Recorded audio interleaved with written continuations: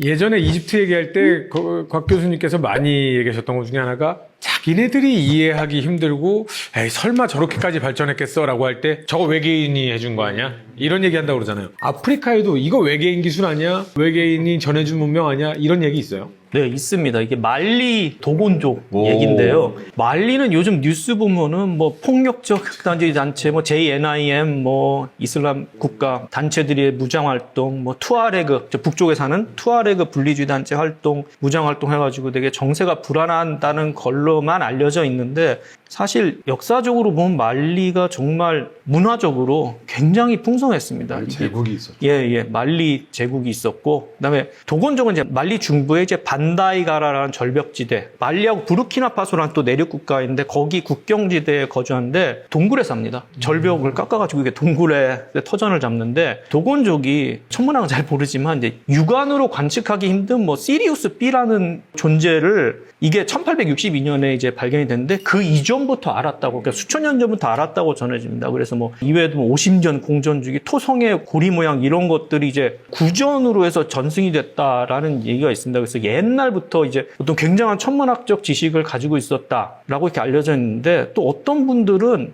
이게 20세기 때 이제 서구 인류학자들이 아프리카에 엄청 많이 들어가서 막 연구를 했었는데 이 접촉하는 과정에서 이제 천문 지식이 전통 신화하고 뒤섞여가지고 이런 얘기가 나왔다 이렇게도 하고 있습니다. 진짜로 몇천 년부터 알았다는 얘기가 있고 아니면 서구에서 들어와서 섞여서 됐다는. 들어온 다음에 그래서 안 건데 우리의 조상님 때부터 저 별은 이렇고 무슨 주기가 있고 이렇게 해서 전통 신화에 단군인 신화에 AI를 섞은 거래요. 예. 그러니까 이게 사실은 이 도곤족이 시리우스 쌍성계거든요. 이게 말씀을 드리자면 물론 뭐 저도 천문학 전공은 알지만 시리우스라고 하는 별은 대체로 시리우스 A가 태양의 한 1.78배 정도 되는 별이에요. 그리고 시리우스 B라고 하는 별이 있는데 이게 백색외성인데 크기는 지구만 해요. 근데 이게 둘이 이렇게 돕니다. 근데 그 사실을 19세기 후반에 와서야 이 광학기기를 사용해서 겨우 파악했어요. 그러니까 인류가. 지금은 이제 당연히 다 알고 있지만 천체망원으로 봐야 보일 정도인 거네요. 예. 그리고 심지어 이집트 사람들도 몰랐어요. 왜냐면 이집트 사람들이 시리우스가 정말 중요한 별이었거든요. 소티스라고 하는 그 이시스 여신의 상징이었고 이 시리우스가 태양이 동트기 직전에 동쪽에서 뜨면 그때부터 홍수가 시작된다.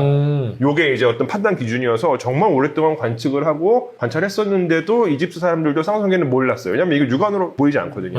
근데 1930, 40년대에 프랑스의 인류학자 그 마르세 그리오리 가서 이 도곤족을 조사를 했습니다. 가가지고 이제 당연히 인터뷰하고 거기 뭐 지내면서 원래 인류학자들은 참여 관찰을 하니까 근데 보니까 이 사람들이 쌍성 시리우스가 두 개의 별로 구성되어 있다는 거를 아는 것 같은 거예요. 그래가지고 이제 자기 보고서에다 이렇게 써가지고 이제 학계에 보고를 했더니 이슈가 된 거죠. 그리고 이거를 그 사이비 고고학자들, 유사 고고학자들이 초고대 문명, 그다음 외계인과의 컨택을 이제 항상 염두에 두는 이제 그런 분들이 도곤족 이야기를 정말 좋아해서 그래서 이게 대중매체에서 굉장히 많이 퍼졌어요. 근데 이제 최근에 와서는 이게 선생님이 말씀해 주신 것처럼 이 지역에, 요 말리 지역에 19세기 후반부터 서양의 선교사들도 많이 들어가고 서양에 많이 들어가요. 그러면서 뭔가 지식이 전파되어서 이게 자신들의 세계관에 도입되었을 수도 있다라고 설명하는 경우가 있고요. 또 하나는 이제 인류학자들의 그 방법론 자체의 문제인데 이 사람들은 약간 유도신문을 하는 경우들이 있어요. 그러니까 물론 철저하게 그렇게 하지 않으려고 노력하지만 그래서 애초부터 이 도곤족이 이야기하려고 했었던 바는 그게 아닌데 뭐 그리올 같은 인류학자가 나름의 해석을 거쳐서 만들어낸 것일 수도 있고 또 뭔가 이 사람들이 처음부터 이런 얘기를 아예 하지도 않았는데 그러니까 나중에 다른 의학 들어가 조사를 해보니까 모르는 거예요 사람들이. 그러니까 어떤 한 사람이 혹은 뭐 소수의 사람이 이유를 알 수 없지만 뭔가 만들어낸 이야기를 정말 이 도곤족 전체가 다 공유하고 있는 지식체계로 과장해서 판단하고 뭐 이런 어떤 상황들이 발생하지 않았을까라고 최근에는 그렇게 비판적으로 바라보고 있습니다. 완전히 100%라고 할 수는 없지만 현재 진행 상황상 보면 이런 주장이 좀 설득력을 얻고 있다 이건데 그 반대로 얘기하면 이런 거잖아요. 어느 지역에 정말 아직 발달하지 않은 문명에서 지내고 있는 분들인데 2002 한국 월드컵 티셔츠를 입고 있어요. 그렇다고 그들이 이 월드컵 티셔츠를 생산할 능력이 있거나 뭘 갖고 있는 게 아니라 어떤 경로를 통해서든 갈 수 있는 건데 이걸 마치 외계인이 전달해준 지식인 것처럼 음모론을 좋아하는 사람들이 야 도곤족은 옛날부터 이런 걸 알고 있어. 그럴 기술이 없는데 이건 기술 전파야. 이런 식으로 이제 얘기를 했다는 거네요. 제가 이제 사실 제가 유학 시절에 몇 번 이제 그런 인류학 조사를 도와준 적이 통역 알바를 많이 했거든요. 그러니까 지금 말씀하신 것처럼 도건족 같은 딱 그때 그리고리 수백 시간 인터뷰를 했다고 해요. 제사장하고 요거는 문제가 있다. 왜냐면요. 보통 인류학자들이 가면은 어떤 나라 말을 써야 됩니까? 제가 이제 러시아에서 완벽하게 다른 문명과 차단되는 데 가잖아요. 일단 말이 통하면 안 됩니다. 안 되죠. 그러니까는 중간 통역하면 끼죠. 그렇죠. 있다는 것 자체가 이미 걔네들은 뭔가가 누가 들어갔다 뜻이에요. 예, 그래서 제가 한번 그 예전에 추코트카라든지 아주 저 북쪽에 있는 사람들 샤만들에 대해서 이야기하는데 이 사람은 자기가 갖고 있는 실제로 그쪽에서 받은 모든 구조된 정보들은 자기 순수한 자기 나라 말로밖에 몰라요. 그거를 번역을 하려면은 제가 없는 사이에 이 사람들이 한 두 번 거쳐서 그 말을 번역했는데 나중에 그 마을에 있는 러시아 사람인 사람과 비교해보니까는 완전 엉터리가 된 거예요. 거치면서. 그리고 이제 자기가 중간에서 번역하는 사람들의 지식을 뛰어넘을 수 없기 때문에 그리고 그 사람에서 재조합이 돼요. 가운데 통역하는 사람은 어떻게든 간에 말을 만들어 전달해 줘야 되거든요. 수백 시간 동안 한 번도 외부와 접촉이 없는 부족들과 인터뷰한다? 제 생각에는 그거 과정을 완벽하게 제가 보완해서 지시하지 않는다면은 믿을 수가 없고 더 중요한 거는 그때의 신비한 지식들이 있어야지만 그 인류학자들은 자신의 능력을 인정받을 수밖에 없었던 그런 상황이 20세기 초중반이었기 때문에 저는 상당히 좀 회의적입니다. 뭔가 결과를 내야 되는 상황에서. 그렇죠. 예. 그러니까 인류학자들의 주관이 좀 들어가 있다. 그렇죠. 예. 저는 그때 제가 번역을 하면서 느낀 게, 야, 그동안의 민족지 조사 이거 정말 다시 한번 조사해 봐야 되겠다. 근데 원래 그러니까 인류학자들이 하는 그 조사 방법론은 애초부터 주관성을 완벽하게 배제했다라고 전제하지 않아요. 주관성이 들어갔다고 그렇죠. 전제하고서 이제 이야기를 하는데 이제 그거를 받아들이는 사람들 입장에서는 되게 재밌는 얘기잖아요. 도건족이 갑자기 시리우스예요. AP 상성계를 알고 있다. 엄청나게 흥미로운 이야기니까 그게 약간 학계보다는 대중문화의 영역에서 더 오랫동안 회자되었고 지금도 회자되고 있는. 근데 천문학 쪽으로 가장 먼저 발달한 지역은 어디예요?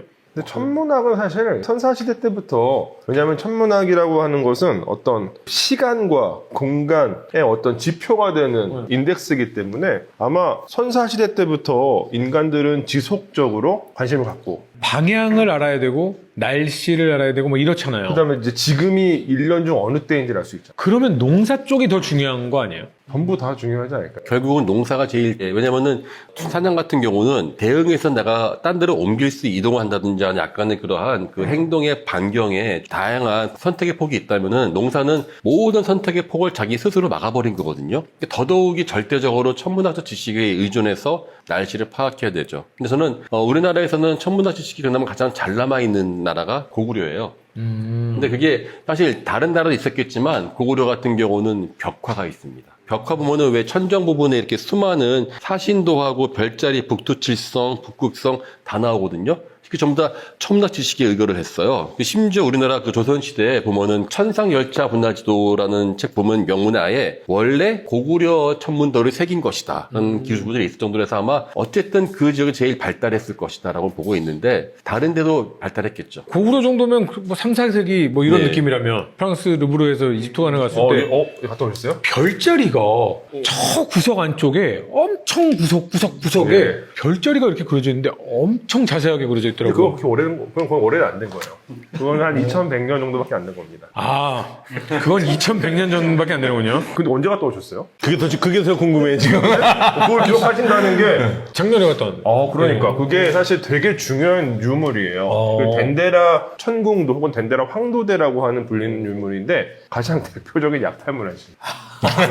이게 프랑스의 어떤 고 미술상이 보물사냥꾼 고용해가지고 19세기 중반에 떼간 거예요. 그리고 떼가서 갖고 있다가 나중에 프랑스 왕한테 팔았어요. 아, 그래서 그게 지금 루브르에 있는 건데 그래서 지금 이집트가 지속적으로 돌려달라고 하고 있는 유물이 3대 약탈문화재 중에 하나입니다. 실제로 돌려줘야 되는 게 뭐냐면요. 그렇게 가져갔으면 정말 뭐 중요하게 방 자리에 막 별자리를 크게 해서 이거는 이거 이렇게 표시가 된 것이다라고 하든가 구석구석에요. 작은 데 있어요.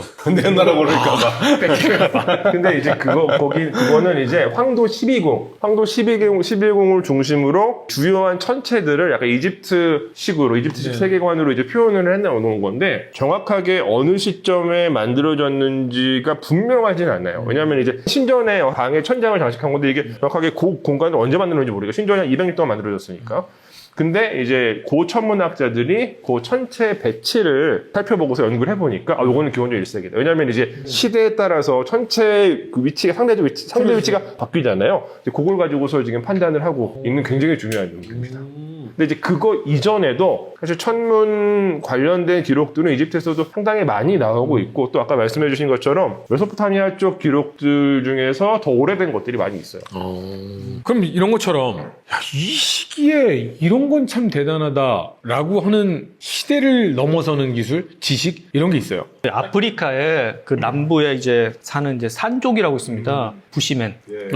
옛날에 콜라병. 영화 보셨죠? 그게 영화가 원래 아파르테이트 때 만들어져가지고 굉장히 이제 부시맨을 희화화하는 그렇죠. 영화라고 굉장히 비판을 많이 받았던 영화인데 산족 부시맨인데 이분들이 이제 뭐 원시적이다, 막 뭘 모른다, 막 미개하다, 뭐 이렇게 생각 그런 좀 고정관념이 있는데 생태계와 약초에 엄청난 지식을 가지고 있습니다. 화살 같은 거, 독화살 있잖아요. 그런 거 제조하거나 뭐 사막이잖아요. 그러니까 물 찾는 법 이런 거, 그러니까 수렵 채집을 위한 어떤 놀라운 그런 지식들을 많이 보유하고 있는데 그 약초들을요. 서양의 제약회사들 있지 않습니까? 다 거기서 가지고 와서 약을 만들어요. 그 로열티 안 줍니다. 옛날에 제가 우리나라에서도 이제 모 제약회사에서 무슨 관절염 약을 만든 게 있어요. 근데 광고에 이 부시맨들이 나왔었어요. 여기서 사는 약초를 당으로 만들었습니다. 써요, 광고가. 근데 이제 제약회사들이 이제 약초에 대한 정보를 다 수집을 해가지고 그걸로 약을 만드는데 정작 이분들한테 로열티 안 주는 막 그런 일도 있습니다. 빅파마들이 사실은 그걸로 어마어마하게 돈을 벌어들이면서 엄청나게 벌었죠. 그리고 그거 자기네들 특허로 등록해가지고 딴 데는 쓰지도 못하게 하면서